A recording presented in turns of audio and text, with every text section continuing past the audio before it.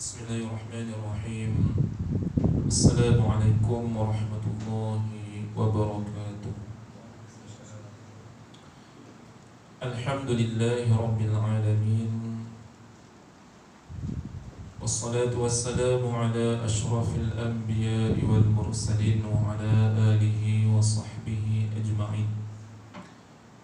Rabbi shrah li sadri wa yassir li amri wahlul 'uqdatam min lisani yafqahu qawli.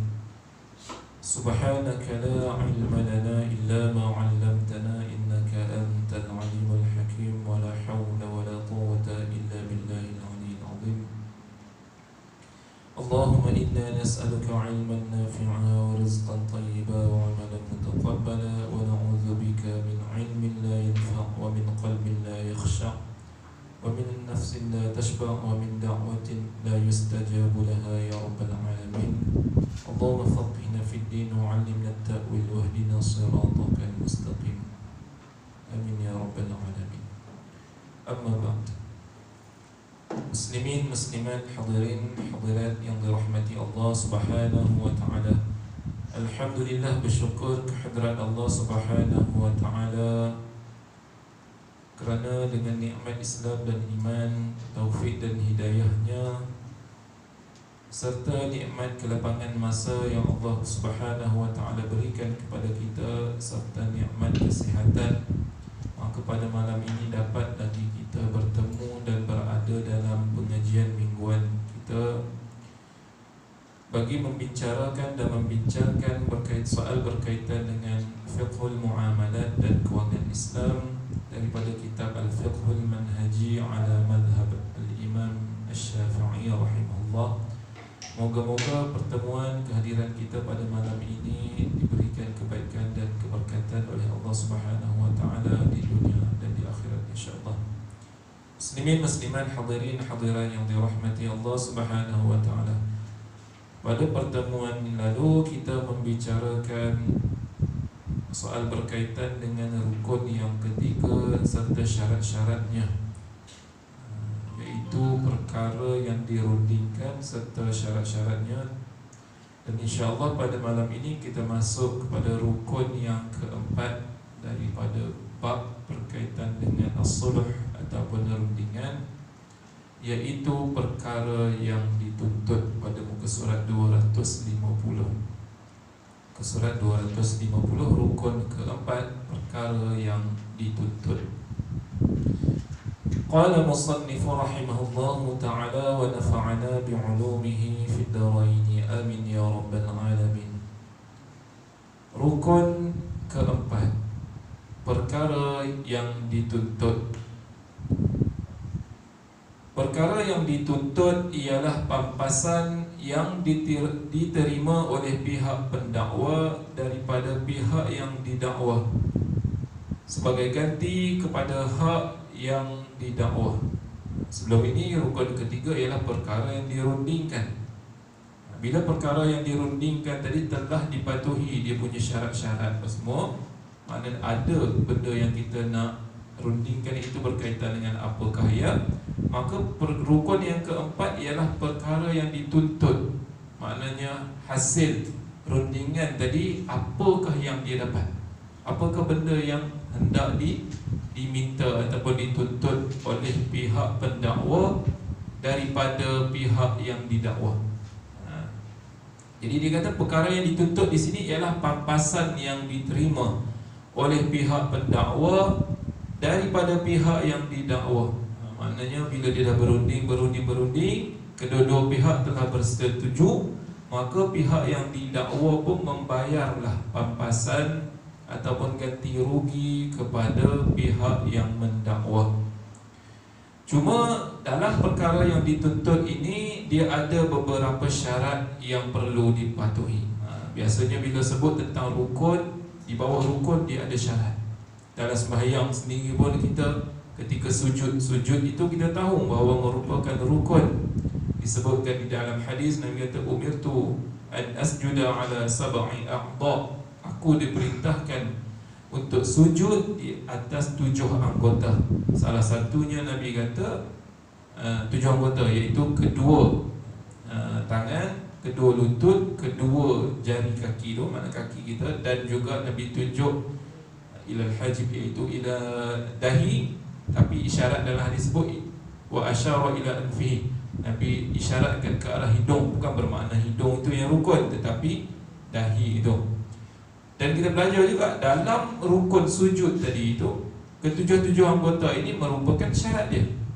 Kalau kita abaikan salah satu syarat, contohnya dia sujud cukup 6 anggota, satu lagi anggota dia tak penuhi, maka solatnya, sujudnya itu tidak sah. Bila sujud tidak sah, membawa kepada solatnya juga tidak sah. Jadi dalam muamalat pun macam tu. Bila sebut tentang rukun, perkara yang dituntut, dia ada syarat-syarat yang membolehkan rukun yang keempat ini diambil kira ataupun diiktibar pada syarak. Antara syarat-syarat berikut ialah apa? Yang pertama, dia kata perkara yang dituntut mestilah berbentuk harta yang dibenarkan oleh syarak. Yang pertama, benda yang nak dituntut oleh pihak pendakwa itu hendaklah harta yang dibenarkan oleh syarak ataupun harta yang diiktiraf pada syarak. Harta ni kita tahu dia adalah umum. Makna harta di sini lebih kepada material lah. Kalau anak-anak pun harta juga, tapi itu bukan dalam perbahasan yang kita bincangkan ini. Lapangan masa dan sebagainya, makna harta ini makna dia luas. Jadi harta di sini yang dimasukkan makna benda yang berbentuk material itu hendaklah suatu yang diiktiraf pada syarak. Sebab ada harta-harta ini kita namakan harta, tapi dia tidak ada nilai pada syarak. Contoh selalu saya sebut seperti khinzir, seperti arak, dan juga alat-alat kita kata al-lahwi. Alat lahwi ini alat-alat muzik yang melalaikan. Kalau dalam mazhab Syafi'i maknanya hukumnya haram, tapi hari ini kita dah tak pegang pandangan itu dengan sebab keadaan semasa ni tak mengizinkan. Sebab keadaan zaman kita hari ini, kalau tak dengar muzik sehari mungkin ada orang dia jadi gila. Walaizubillah lah, mungkin kita tak termasuk dalam golongan ini. Tapi ada orang dia tak boleh, nak study, nak belajar dan sebagainya, mesti nak dengar muzik. Itu salah satu talbisul iblis, bisikan, kita kata iblis itu, tipu daya iblis. Tapi dalam mazhab Syafi'i dan jumhur ulama, alatul lahwi ini adalah haram, alat muzik. Cuma ulama-ulama kontemporari dia membenarkan, dia kata pengharaman itu bukan pada alat tersebut, tetapi bagaimana cara kita mengendalikannya. Kalau kita kendalikan dia ke arah jalan yang maksiat, maka dia jadi haram. Kalau kita bawa dia kepada jalan yang membawa kepada ingat kepada Tuhan, taqarrub ila Allah, dia jadi sunat. Tapi kalau kita dengar hanya sekadar untuk kita kata mengisi masa lapang daripada kita buat benda-benda yang lain, maka hukumnya jadi harus lagi tak melalaikan kita kepada kewajipan. Jadi dia kata bentuk harta tadi yang nak dituntut itu mesti benda yang dibenarkan syarak, benda yang diiktiraf ada nilainya pada syarak.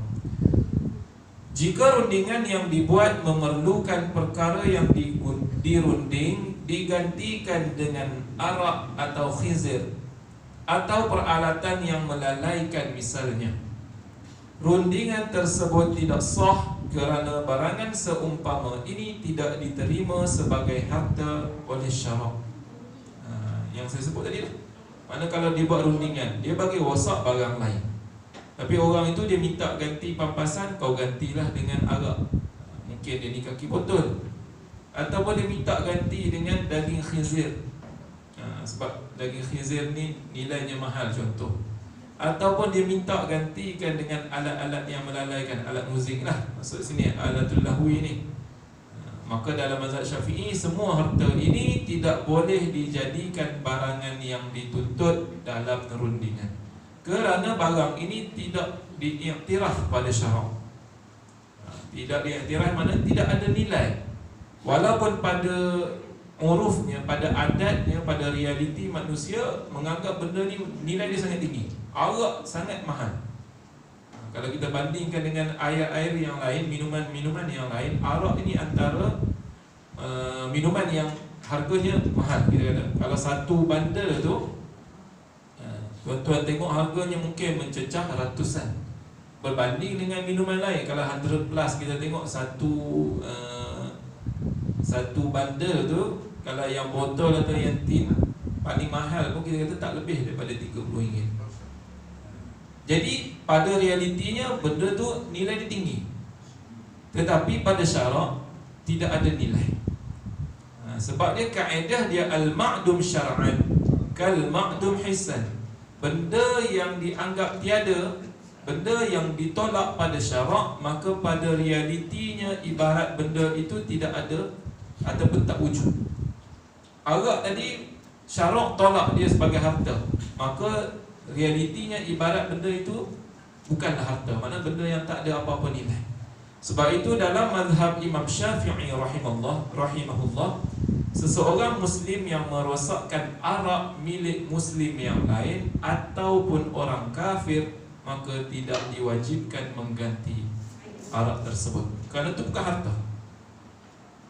Contoh, kawan dia ni kaki potong, dia pergi rumah kawan dia nak tumpang tidur je, buka peti ais penuh dengan arak. Kalau buka peti ais penuh dengan Milo, penuh dengan air yang lain, tak ada masalah. Buka arak semua. Dia pun tunggu kawan dia tidur, dia kumpul semua arak tadi, dia pun pecahkan, dia pun buang. Lalu bila kawan dia bangun, tengok pagi esok dah tak ada, mana arak-arak yang dia letak dalam peti ais contoh. Lalu dia pun, kawan tadi pun mengaku aku yang buang semua. Maka kawan dia minta tuntut ataupun ganti rugi. Dia kata, kau telah merosakkan harta aku, maka haram pada syarak merosakkan harta orang lain tanpa izin dengan cara yang tak betul. Adakah hujah ini boleh diterima? Tak. Sebab arak tadi bukan bukan harta. Maka sahabat dia tadi, kawan dia yang merosakkan arak tadi, tak perlu pun mengganti rugi. Ini pandangan dalam mazhab Syafi'i. Sebab apa? Dia bukan harta. Dia panggil mal, harta yang tidak ada nilai pada syarak. Ini kerana kontrak rundingan bersifat pertukaran. Dengan ini perkara yang dirunding dan perkara yang dituntut sama seperti barangan yang dijual dan harga yang dibayar dalam kontrak jual beli. Jadi dia kata dalam rundingan ini pun, biasanya bila buat rundingan nak minta pampasan ini menunjukkan bahawa dia adalah ganti rugi kepada barang yang dirosakkan. Ibarat barang yang dirosakkan itu adalah barang yang dibeli, dan bayaran itu ibarat pampasan itu ibarat bayaran kepada barangan yang dirosakkan. Dia kata sama seperti jual beli. Maksudnya kalau kita jual beli, tak sah jual beli barang yang tidak ada nilai pada syarak. Begitu juga dengan rundingan, tak boleh. Kalau kita rosakkan barang dia yang diiktiraf pada syarak, nak minta ganti dengan barang yang tak dibenarkan oleh syarak, maka tidak sah rundingan itu, kerana dia ibarat jual beli. Contoh, kita beli barangan, kita gunakan duit hasil curi, maka tidak boleh sebenarnya jual beli tersebut, tidak sah, kerana duit itu bukan milik dia. Sehinggalah dia diberi kebenaran oleh pemilik yang asal. Kita ambil duit kawan, kita beli barang, tak sah jual beli itu, terhenti kesahihan jual beli itu sehinggalah pemilik kepada duit itu mengizinkan. Itu kaedah dia. Jual beli yang terhenti, maknanya dia panggil bai' al-mawquf, ataupun bai' mawquf ala ijazatil ghair, bai' yang terhenti sehingga telah mendapat izin atau kebenaran orang lain, maknanya pemilik kepada barang tersebut. Begitu juga dengan rundingan. Sebab itu syarak tak benarkan. Dia kata sama macam jual beli, tak boleh. Kalau dalam jual beli tak boleh melibatkan harta yang tidak dibenarkan syarak, maka dalam rundingan pun sama sahaja. Perkara yang tidak diterima sebagai harta oleh syarak tidak boleh menjadi barang pertukaran dalam jual beli. Oleh itu, perkara yang tidak boleh menjadi barang pertukaran dalam jual beli tidak boleh menjadi barang gantian dalam kontrak rundingan. Sama saja. Kalau dalam jual beli tak boleh kita jadikan dia sebagai barang ataupun nilai, maka dalam kontrak rundingan ni pun barang-barang yang tak diiktiraf syarak ini juga tidak boleh dijadikan sebagai barang yang dituntut ataupun pampasan. Tidak salah jika pampasan tersebut berupa barangan, seperti permaidani misalnya, ataupun hutang seperti 1000 dinar, atau perkhidmatan seperti kebenaran untuk tinggal di sebuah rumah selama setahun, kerana semua ini diterima sebagai barang pertukaran dalam kontrak jual beli dan semua kontrak yang membabitkan pertukaran. Jadi pampasan ini, kalau barang itu barang yang dibenarkan syarak, dia boleh. Contohnya yang melibatkan pertukaran barang, dia rosakkan barang lain, dia gantikan dengan barang lain yang sama nilai, maka boleh.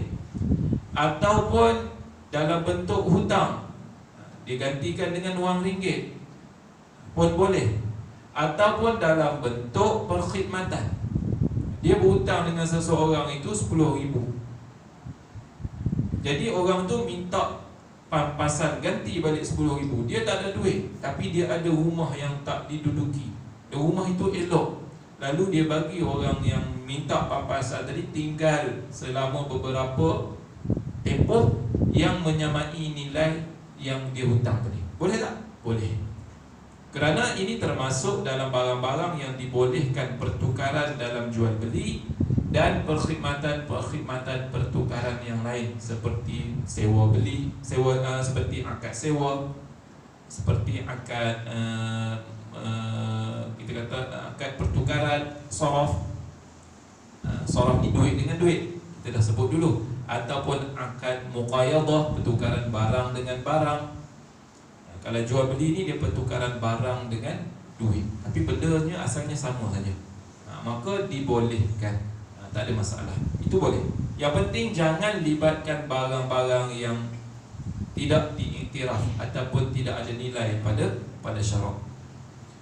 Dengan itu ia sah dijadikan sebagai pampasan dalam kontrak rundingan. Maka barang-barang ini dia kata boleh, sama ada dalam bentuk pampasan tadi menggantikan barang, ataupun menggantikan dalam bentuk hutang, maknanya dalam bentuk nilai, ataupun dalam bentuk perkhidmatan seperti diduduk di rumah sewa, ataupun dibagi kereta guna selama beberapa tempoh yang menyamai nilai yang dihutang tadi, maka boleh sah rundingan tersebut.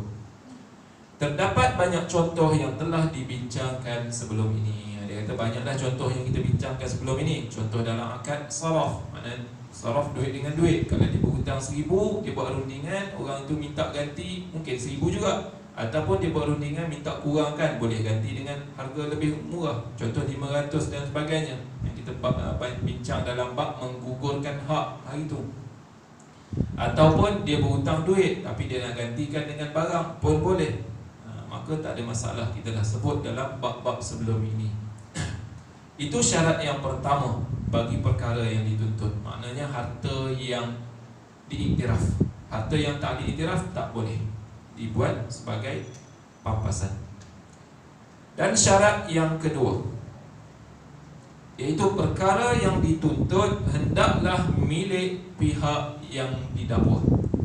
Perkara yang dituntut itu mestilah milik pihak yang didakwa.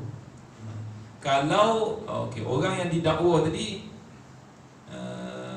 benda yang kita nak tuntut itu milik dia. Kalau milik orang lain, tak boleh kita minta dia gantikan, sebab itu adalah hak orang lain. Bila hak orang lain, dia mesti mendapat izin. Syarat dia hak orang lain mesti dapat izin. Ini kita kena faham. Kadang-kadang dalam masyarakat kita ni, dia suka dulu guna barang orang, lepas tu baru minta. Saya selalu pesan, jangan buat macam tu. Sebab kita tak tahu adakah kita sempat hidup untuk meminta izin daripada dia ataupun tidak. Biasanya berlaku di tempat kerja, di asrama dan sebagainya. Pelajar selalulah macam tu, mengadu kan, kawan-kawan pinjam barang dan sebagainya, lepas dah guna baru bagi tahu, semalam aku pinjam barang kau ni, aku dah guna. Dalam Islam hukumnya haram perbuatan tersebut, tak boleh. Dia mesti izin sebelum guna, bukan guna baru minta izin. Terbalik. Kita kadang-kadang yalah pergi rumah jiran, jiran tak ada pula, dia keluar balik kampung dan sebagainya. Dia nak guna barang dia cangkul dan sebagainya, rumah kita tak ada. Tak apalah, ambil lah dulu, guna dulu. Guna dah habis semua, letak, minggu depan dia balik baru kita beritahu, itu aku pinjam barang kau kejap. Kau tak ada itu, telefon tak dapat-dapat, jadi aku guna dulu ni, aku nak minta izin lah. Kalau kita tak mati, tak apa dalam tempoh tersebut. Lepas tu dia halalkan, dia izinkan, tak ada masalah. Gugur hak tadi, gugur kita kata hukum tersebut. Tapi kalau kita belum sempat minta, tiba-tiba kita mati, dia pun tak tahu kita guna, kita dah guna tanpa izin dia, maka menjawablah kita di alam kubur. Wala'iyyazubillah. Sebab itu kena berhati-hati dalam bab penggunaan hak orang lain. Kalau boleh tak payah. Ya, silakan. Itu tak apalah. Maknanya dia dah beri izin. Itu tak apa. Cuma janganlah bila dia kata, bila saya kalau nak guna, ambil je lah, kita pun ambil jual. Jangan macam tu. Dia suruh guna tu maknanya untuk keperluan. Kita pula pergi kumpul-kumpul, kita jual pula. Itu pun tak boleh juga. Sama lah macam air yang diwakafkan di masjid, dia letak untuk diminum. Kita pula kumpul banyak air tadi, kumpul banyak-banyak, masukkan dalam botol. Hari ni kan kita kata banyak misi-misi diletakkan di masjid, kowe lah, kukur dan sebagainya kan. Dia pun refill air banyak-banyak dalam botol, dia pack kan, dia buat air mineral, dia jual. Boleh tak? Haram hukumnya. Kerana air tersebut hanya untuk diminum, maka guna hanya untuk diminum saja. Air zam-zam, air zam-zam tadi dia benar untuk kita minum, betul tak? Dan kita bawa balik pun untuk minum, tak ada masalah. Yang tak boleh kita ambil, bawa balik, kita jual, itu haram. Sebab disediakan bukan untuk dijual. Dia dah tulis memang dekat tong air zam-zam tu sendiri pun telah ditulis air ini untuk diminum, tapi dalam bahasa Arab lah. Bukan untuk dijual. Kita ni dia kata tulis apa ni, ayat Quran kot. Tak apalah, kita pun isi banyak-banyak masuk dalam beg, bawa balik Malaysia, jual. Bawa balik untuk minum tak ada masalah, sebab air tu memang untuk diminum. Yang tak boleh, bawa balik, minumnya sikit, yang lain dia jual. Dia ambil hasil pula daripada jualan tersebut, tu tak boleh.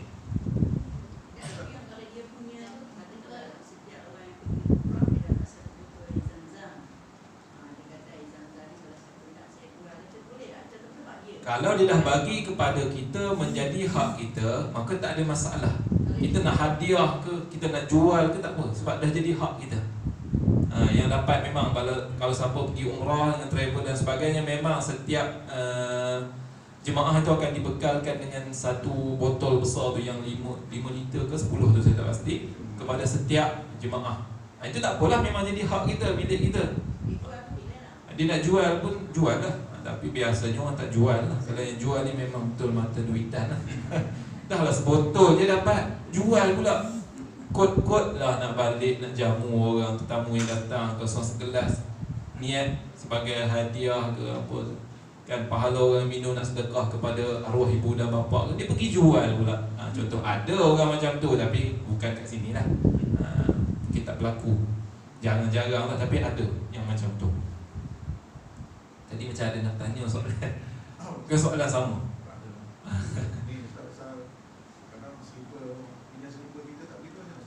Sama, kaedah dia sama. Slipper pinjam kan? Ya kan, pinjam memang kita kata kita guna tadi, tak mengurangkan bentuk slipper tu. Dia bezalah kalau kita pinjam nasi, kita makan habis. Mana ganti dengan nasi. Kalau slipper, alah aku pinjam pun, aku pergi tandas, aku patah balik. Slipper tu sama je bentuk dia, saiz tak berubah, tetap kena minta izin. Jangan lepas-lepas guna, siapa punya, tak apalah, dah guna letak sini. Dah lah slipper dia mahal, tak boleh kena air. Contoh beli 70-80 ringgit dekat Al-Ihsan ataupun butik-butik tertentu, dia buat pakai pergi tandas. Kita pun tak pernah pergi tandas, contohnya slipper tu. Tentu tuan tadi marah. Ya, ada slipper kadang-kadang dia bentuk macam menyerap air. Bila pakai, orang lain pakai, kena air, dia serap. Bila kita pakai, kita dah tak selesa. Sedangkan slipper tu kita jaga daripada terkena air dan sebagainya, menyebabkan pemilik slipper tadi rasa marah dan sebagainya. Maka dosa orang yang memakai tadi. Seeloknya, kalau nak guna juga slipper, biasanya cari slipper yang Jepun. Itu slipper surau lah, yang ada potong sikit-sikit tu dan sebagainya. Itu biasa slipper surau. Tapi kalau ada juga slipper jemaah yang macam tu, maka dimaafkanlah. Mungkin dia tak sengaja, dia ingat tu slipper surau. Ada pula jemaah nak buat sama macam slipper surau. Itu. Sebab saya pernah kena. Dia bukan pakai, dia ambil terus. Kan, kita beli slipper yang elok sikit lah untuk pakai berjalan, lupa pergi kuliah pakai slipper tu.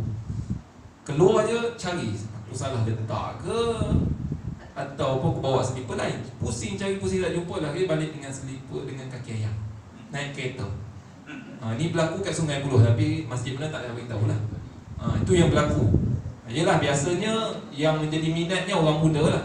Selipar kita pakai selipar Puma, Nike, Adidas dan sebagainya. Memang remaja dia tengok, ini malam ni rezeki aku lah kan? Tapi nak buat macam mana, kita pun dah tahu wakil zaman kita macam ni. Kenapa pakai selipar elok-elok pergi masjid? Tak apalah, sedekah pada dia. Maknanya jangan kita kata aku tak halalkan. Boleh, tu hak kita, tapi lebih baik memaafkan dia. Tapi nak bagi tahu dari segi hukum, tak boleh pakai selipar orang lain. Walaupun pinjam semata-mata nak pergi tandas, mesti dapat izin tuan kepada selipar tersebut. Itu yang Islam ajar kepada kita. Ni mesti ada pengalaman ni, selipar orang pakai.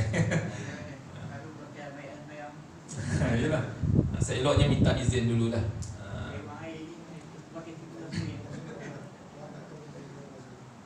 Okey, mana tadi? Yang kedua, dia kata perkara yang dituntut hendaklah milik pihak yang didakwa. Jika rundingan telah dibuat bagi memperolehi sesuatu pampasan, kemudian didapati barang tersebut bukan milik pihak yang didakwa. Contohnya, barangan tersebut adalah barangan curi atau rampasan atau sebagainya. Rundingan tersebut tidak sah walaupun pihak pendakwa telah memperolehinya. Ini yang saya sebut tadi. Maknanya syarat pendakwa dan orang yang didakwa dah berunding, maka orang yang didakwa bersetuju dan pendakwa pun setuju bahawa orang yang didakwa dia akan membayar sejumlah wang, contoh RM1,000, ataupun barang-barang tertentu, contohnya handphone dan sebagainya, sebagai pampasan. Bagilah kepada orang yang mendakwa ni. Dapatlah barang tersebut. Tiba-tiba bila dah dapat, dia baru tahu bahawa barang yang diterima itu rupanya bukan milik orang yang didakwa tadi, tapi barangan curi.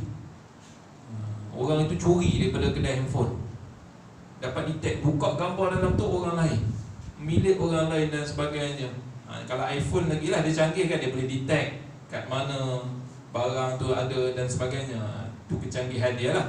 Maknanya dia boleh scan akses daripada orang tu buka handset tersebut. Ataupun duit tadi rupanya duit palsu kan? Dia tak perasan, seronok dapat duit, balik rumah tengok duit palsu.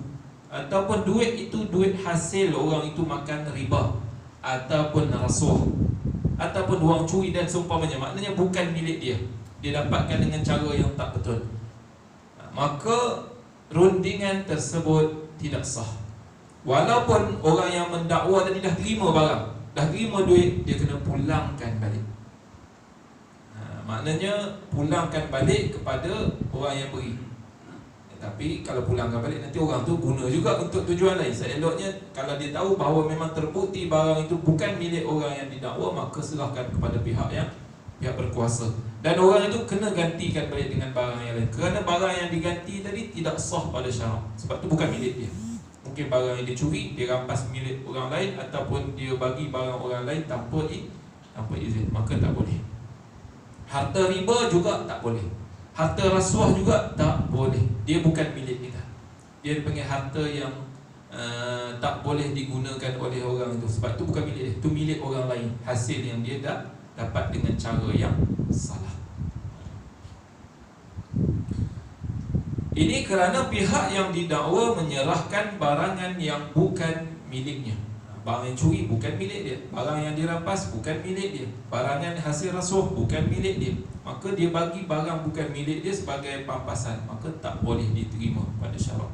Bukan dalam rundingan saja, dalam jual beli pun sama, dalam sewa dan segala akad pertukaran, maka tak boleh ada hak orang lain kecuali setelah mendapat izin daripada pemilik asalnya. Dengan ini tidak wujud sebarang rundingan, kerana pihak yang didakwa tidak boleh berunding untuk menyerahkan barangan milik orang lain. Jadi orang yang mendakwa pun kalau dia tahu bahawa orang yang didakwa itu barang yang ada pada dia yang dia nak ganti itu memang barang bukan milik dia, maka tak boleh buat rundingan daripada awal lagi. Kalau dia buat juga rundingan dan dia tahu barang itu bukan milik orang yang didakwa, dia terima dan dia buat diam, Orang yang terima juga dianggap bersubahat dengan orang yang memberi tadi. Dua-dua itu haram hukum dia dan dikira memakan harta orang lain dengan cara yang salah. Orang yang bagi pun salah, orang yang terima pun salah. Macam rasuah lah. Orang yang bagi rasuah pun haram perbuatan dia, orang yang terima rasuah pun haram. Orang yang beri orang riba dan yang terima riba, kedua-duanya juga adalah perbuatan tersebut dia kata haram. Kaedah menyebut ma harama akhadahu harama i'ta'uhu. Apa yang haram kita ambil, maka haram kita beri. Haram kita ambil, haram juga kita bagi. Itu kaedah fiqh. Ini diguna pakai secara umum, kecuali adalah keadaan-keadaan tertentu. Contohnya apa? Contohkan pengalaman kami kalau belajar di Syria sebelum saya pergi Jordan. Bila duduk di Syria ini, kita nak tajdid jawaz safar. Jawaz safar ni dipanggil apa bahasa Melayu kita? Dipanggil visa. Kita nak memperbarui visa itu, nak kena pergi beratur dekat dia punya immigration tu, dia takkan layan. Kalau dia tahu orang Malaysia, orang luar selain pada Arab, dia tak layan. Dia biar je, kita beratur lama mana pun yang datang, bawa duit serah dia, dia buat yang tu dulu. Ini orang Arab. Realiti yang berlaku, bukannya sembunyi-sembunyi. Kita di Malaysia, orang nak makan rasuah, dia buat sembunyi-sembunyi juga, malu dengan orang lain. Takut SPRM lah apa, dia tak takut Tuhan, dia takut SPRM. Tapi di Syria, ini pengalaman, orang Arab, dia boleh pula ramai-ramai tu yang kat kaunter tu bincang kau dapat berapa ini dan sebagainya. Dia boleh direct cakap dengan kita. Kita hulur duit, nampak orang hulur duit depan-depan mata. Rasuah itu berlaku secara jelas terang. Tak bagi, tak boleh tajdid, tak boleh tajdid, tak boleh perbarui visa, tak boleh belajar, tak boleh duduk sana kena balik. Sedangkan kita nak tuntut ilmu. Jadi kami ni yang baru mula begini, bila mati je visa, nak baharui visa tak erti, pergilah dengan seorang datuk ni. Dia pun pergi sana sebab nak tuntut ilmu je lah. Dah lama mungkin, harta dah banyak, time masa untuk menuntut ilmu pula. Pergi dengan dia, beratur punya lama tak dapat. Ada orang lain masuk, tengok dia hulur duit je dapat, terus balik. Tak jadi ni, kita lama dah ni. Dah sekali datuk ni duit banyak, dia bawa keluar, okay, mari semua belajar Malaysia dengan dia, pergi hulurkan duit supaya memudahkan urusan, baru diterima. Bila tunjuk duit terus, okey, mari semua dia punya dokumen, baru dia buat. Cepat pula tu. Jadi yalah, kita mula-mula risau juga, ni bukan kira rasuah, ya rasuah. Tapi bila kita tanya pada para ulama, para masyayikh tentang perkara ini, dia kata dalam keadaan ini dianggap sebagai darurat, terpaksa. Maka bila kaedah ini, kaedah tadi yang ma harama akhadahu, apa yang haram diambil, haram diterima, diberi itu tak diguna pakai dalam keadaan tersebut. Dia jadi apa? Orang yang bagi pada waktu ini dengan sebab terpaksa, tidak haram. Hanya orang yang menerima sahaja haram hukumnya. Jadi ada pengecualian. Begitu juga dengan seseorang yang dirampas hartanya oleh pemerintah, maka dengan cara lain tak dapat kecuali dengan memberi sedikit suapan kepada pemerintah untuk dapatkan balik hak dia, maka pada waktu itu dia, perbuatan dia tak haram, yang menerima sahaja haram. Tapi keadaan biasa jangan guna pakailah kaedah ni. Ini saja terpaksa ni, tak boleh guna pakai. Dia hanya keadaan-keadaan tertentu yang darurat, tak ada jalan lain, itu saja. Okay, itu yang kedua, syarat. Dan syarat yang ketiga, iaitu barangan yang dituntut mestilah diketahui oleh kedua-dua pihak. Barang yang dituntut itu mesti diketahui oleh kedua-dua pihak. Apakah barang ni? Nilai dalam bentuk wang ke, perkhidmatan seperti rumah sewa ataupun kereta ke, ataupun dalam bentuk barangan, maka mesti diketahui oleh kedua-dua pihak. Dia tak boleh salah satu pihak saja yang tahu, satu pihak lagi tak tahu, tak boleh. Sebab akad ini, rundingan ini dia melibatkan dua pihak. Tanpa sebarang pengetahuan mengenai pampasan akan menyebabkan berlakunya pertelingkahan, dan ini sudah tentu akan menyebabkan kontrak tersebut terbatal. Jadi kalau satu pihak je yang tahu, dia kata aku akan ganti. Tapi ganti apa?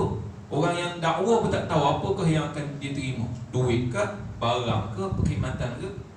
Orang tu tak beritahu. Dia kata tak apa, tunggu je nanti dapat ke tu. Bila-bila dapat, tak seperti mana yang dia harapkan. Dia mungkin dia nak pampasan dalam bentuk duit.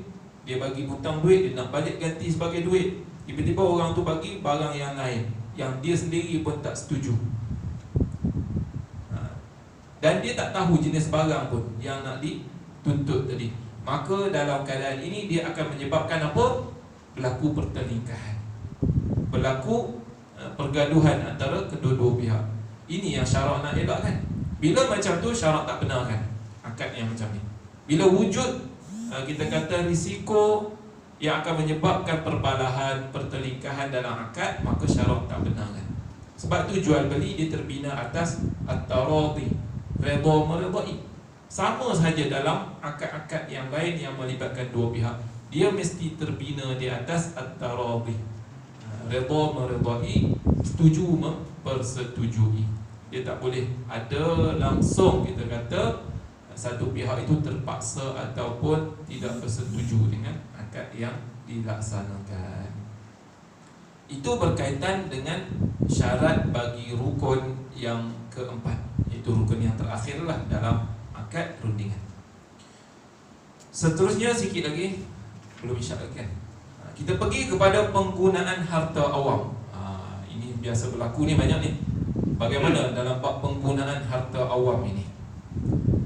Biasanya para fuqaha akan mengkhususkan satu tajuk yang menyentuh kes penggunaan harta awam dalam bab rundingan. Mereka menjelaskan perkara yang boleh dan tidak boleh dirundingkan. Dia ada bila melibatkan harta milik awam, makna penggunaan bersama, tiba-tiba kita rosakkan, maknanya bagaimanakah kaedah rundingan tadi? Macam mana cara nak mengganti balik? Adakah perlu ganti ataupun biar je ni hak awam, rosak tak apa, kerajaan buat lain nanti? Adakah macam tu ataupun tidak? Maka para fuqaha dia menjelaskan ada yang boleh dan ada yang tidak dibenarkan. Di sini kami nyatakan sebahagian daripada penggunaan harta awam ini. Maka dalam kitab ni dia bukan sebut semua, dia sebut sebahagian sahaja. Maka kita faham kaedah saja, kita boleh kiaskan kepada barang-barang yang lain lah. Yang pertama, membina anjung lepas, arkid dan pancuran. InsyaAllah. Saya tengok jam ni tadi lambat dah isyak. Apa nak kita berhenti ketika beri laluan pada azan.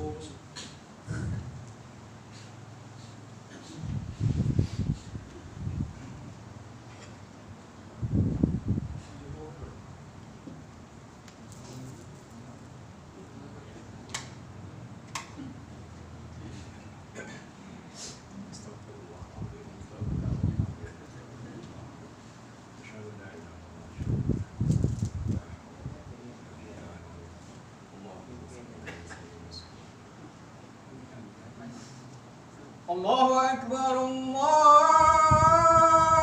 Akbar, Allahu Akbar, Allahu Akbar. Asyhadu an la ilaha illallah,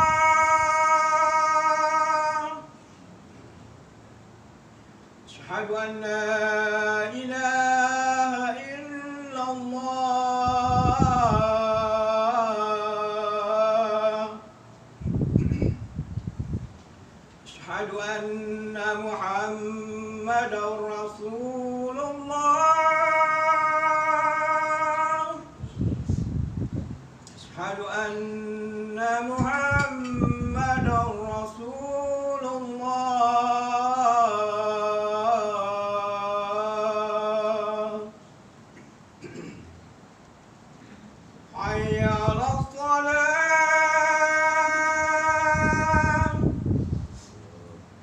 حي على الصلاة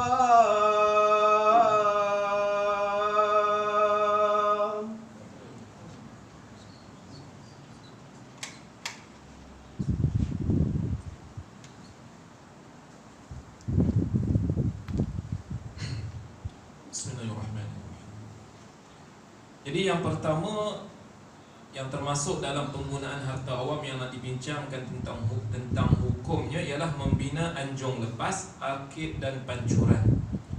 Anjung lepas ialah atap yang menjulur keluar dari bahagian dinding luar. Maknanya kalau satu binaan itu dinding dia punya yang atap terkeluar panjang lebih, itu kita panggil sebagai anjung lepas. Arkid ialah jalan berbumbung, macam lorong pejalan kaki dan sebagainya, tu kita panggil arkid. Pancuran ialah saluran air daripada bumbung. Maknanya setiap kadang, biasanya rumah-rumah ni memang adalah saluran untuk dilalui macam longkang, tapi di atas maknanya dekat atap tu kita buat saluran untuk dilalui oleh air dan sebagainya lah. Ataupun pada hari ini kalau kita tengok dalam bangunan-bangunan besar, dia ada macam pipe-pipe besar yang dilalui oleh air-air yang kita guna tu semua lalu dalam tu, maknanya tak nitis keluar lah. Dari segi pengguna, hukum dia bagaimana? Ketiga-tiga binaan ini mungkin ada yang dibina di jalan awam dan ada yang dibina di jalan persendirian. Semua keadaan ini membabitkan hukum yang tersendiri. Mungkin binaan-binaan ini mungkin ada di jalan yang melibatkan tempat laluan orang awam secara umum, ataupun mungkin itu adalah milik persendirian. Jadi bagaimana keadaan dia? Yang pertama, binaan yang dibuat di jalan awam, dah lah bukan tanah dia, bukan milik dia, milik kerajaan. Tiba-tiba dibuat binaan di tempat ataupun di atas tanah yang mana laluan orang ramai. Bagaimanakah keadaan ini? Jalan awam ialah jalan laluan yang boleh digunakan oleh semua orang dan bukan khusus untuk individu. Makna jalan awam ini makna orang memang lalu semua jalan tu. Walaupun kadang-kadang itu tanah dia, tapi sebab itu sahaja jalan yang boleh dilalui, maka kita anggap sebagai jalan laluan awam. Sebab itu dalam hukum fiqh ini, bila melibatkan maslahah individu dan maslahah umum, maka diutamakan maslahah umum. Hatta pada tanah kita sendiri, sampai macam tu, dia ada hak ke atas pemerintah untuk memaksa kita untuk kita beri kebenaran. Kalau kita tak bagi juga, dia boleh ambil secara paksa. Jadi kalau kita buat seorang tu, dia buat binaan pada laluan orang awam, tempat orang laluan, makna orang selalu lalu lalang kat situ, dia buat pula binaan tiba-tiba. Oleh itu tidak dibenarkan melakukan sesuatu yang boleh menyusahkan orang lain di jalan ini. Maka dia tak boleh buat binaan-binaan tertentu yang boleh menyusahkan orang. Kadang-kadang ialah jalan raya adalah selorong-selorong, tapi tu ada sikit je bahu jalan, dia pun buka lah kedai. Orang nak beli semua berhenti kat situ, habis jam jalan dan sebagainya. Boleh tak? Tak boleh, haram hukum dia. Tak boleh tu. Kadang-kadang jual musangking ke, durian kampung dan sebagainya, mengganggu laluan orang sehingga menyebabkan jam. Mungkin ada orang yang dalam perjalanan tengah emergency dan sebagainya, anak sakit dan sebagainya, disebabkan punca daripada kita yang buka kedai kat tepi jalan itu di atas tanah yang tak dibenarkan itu, maka menyebabkan mudarat kepada orang lain. Kita kena tanggung dosa. Kita tak nampak benda tu, kita nampak tak apa kan, ni tak ganggu ni kan, tak bukan atas jalan pun, tepi jalan. Ya memang tepi jalan, tapi orang yang nak beli dia parking ikut suka. Lain kalau memang tanah tu luas kat tepi jalan tu, memang luas dia punya parking, boleh masuk orang. Cuma ada hal jenis yang malas ni dia parking juga, itu bukan salah kita lah, itu salah dia. Maka binaan-binaan yang sebegini tak boleh. Tak boleh dibina di bahagian laluan orang ramai yang boleh menyusahkan orang lain. Kadang-kadang berlaku pada kita marah, time kita tak perlu dah. Tapi kalau time kita nak beli, kita tak marah pun. Tapi bila time kita tak beli, kita nak kalut, ada urusan dan sebagainya, kita maki semua.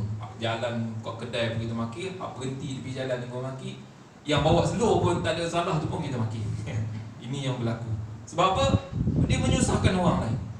Maka perbuatan tersebut haram, binaan tadi. Contohnya dia membina anjung lepas, maknanya rumah dia, okeylah ni rumah dia. Lepas tu yang dia punya zinc terkeluar tu, dia punya tu terlebih masuk sampai ke jalan raya. Lori nak lalu tak boleh. Kalau nak lalu tu slow je, takut langgar. Contoh. Kalau kita lah, boleh lah kan nak marah. Tapi semua orang mungkin dia tak sampai hati. Contoh yang berlaku kat negara kita mungkin 3-4 tahun lepas dekat stadium, yang mana parking tu, orang parking kiri kanan, ada lori, trailer nak lalu tak boleh. Dia ambil jalan mudah, dia seret je semua. Padan muka. Betul, bukan salah dia, salah orang yang parking. Sebab apa? Itu adalah laluan umum. Maka bila parking dengan cara yang tak betul menghalang laluan, itu padah dia. Cuma sepatutnya orang tadi carilah jalan lain dulu kan. Ini dah dia geram, semua kena. Kereta baru, lama apa, habis semua kena seret. Dari segi hukum memang tak boleh sebenarnya sebab mengganggu laluan. Jalan berbumbung ataupun dia bina jalan berbumbung, arkad tadi, dan pancuran. Rumah cantik dah. Lepas tu dia buat yang atas zinc tu, terkeluar dia punya pancuran air, yang laluan air tu terkeluar ke jalan. Hujan je orang lalu kena. Naik motor, air apa ni? Daripada langit. Rupanya rumah tuan ni, tepi jalan tadi. Dia bina dia punya pancuran tu, terkeluar, kena orang dan sebagainya. Kalau air yang turun tu cantik apa, kena air kotor-kotor dan sebagainya, karat-karat daripada zinc dan sebagainya, kena pada pakaian dan sebagainya, merosakkan, memudaratkan orang lain. Maka dia kata apa? Jika ada individu yang melakukan binaan yang menghalang orang lain melaluinya, ia wajib dirobohkan. Hukum dia wajib dirobohkan. Terbayanglah kita yang kat Sungai Buloh tu kan, kedai-kedai tu macam mana. Tapi bukan semua yang menghalang. Yang menghalang tak ada masalah mana. Sebelum roboh, bagilah dulu notis. Yang salahnya pergi roboh terus. Itu pun salah juga. Sebab ada je kedai-kedai tadi yang dibuka tak menghalang pun laluan. Orang buat kenduri pun kena ambil kira. Jangan ini kenduri kan, satu hari ya, ni seumur sehidup, seumur sekali je lah hidup aku kan. Apalah buat atas jalan sikit kan, daripada 3 lorong jadi selorong, hal lain semua dia atur kerusi dengan kemah. Orang jadi jam kalau boleh berhenti makan kat situ tak apa. Ni hendak dijemput kan, marah dalam kereta, kau makan sedap dan sebagainya, aku dalam kereta ni duk menghadap jam dan sebagainya. Maka perbuatan tersebut haram kalau laluan umum. Tapi kalau dalam perumahan dan sebagainya yang semua dah maklum, itu tak ada masalah lah. Jangan tuan-tuan pergi dalam taman, ni apa ni parking, buat kemah atas jalan, ini laluan orang dalam taman dan sebagainya. Jangan macam tu, rosak pula kita kata rukun tetangga nanti, bergaduh dan sebagainya.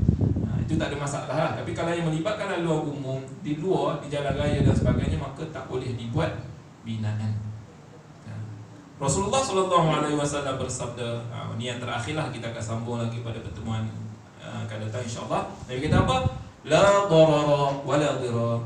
Tidak mudarat dan tidak memudaratkan. Jangan buat suatu benda yang mendatangkan mudarat pada diri kita pun tak boleh, apatah lagi mudarat kepada orang lain. Lebih besar dia punya dosa. Mudarat pada diri pun dosa, mudarat pada orang lain bertambah lagi besar dosanya. Itu kaedahnya. Wallahu a'lam. Cukuplah untuk hari ini. InsyaAllah kita akan sambung pada pertemuan akan datang, membahaskan tentang hukum penggunaan harta milik awam ini, supaya kita maklum dan kita faham. Moga-moga kita tak terlibat di dalam perkara-perkara yang ditegah oleh syarak. Aqulu qawli hadha wa astaghfirullahal azim li wa lakum. Wassalamualaikum warahmatullahi wabarakatuh. Bismillahirrahmanirrahim. Alhamdulillahirabbil alamin wassalatu wassalamu ala asyrafil anbiya'i wal mursalin wa ala alihi washabbihi ajma'in. Allahumma 'allimna ma yanfa'una wanfa'na ma 'allamtana wa zidna 'ilman nafi'a. Allahumma faqihna fid din wa 'allimna at-ta'wil wa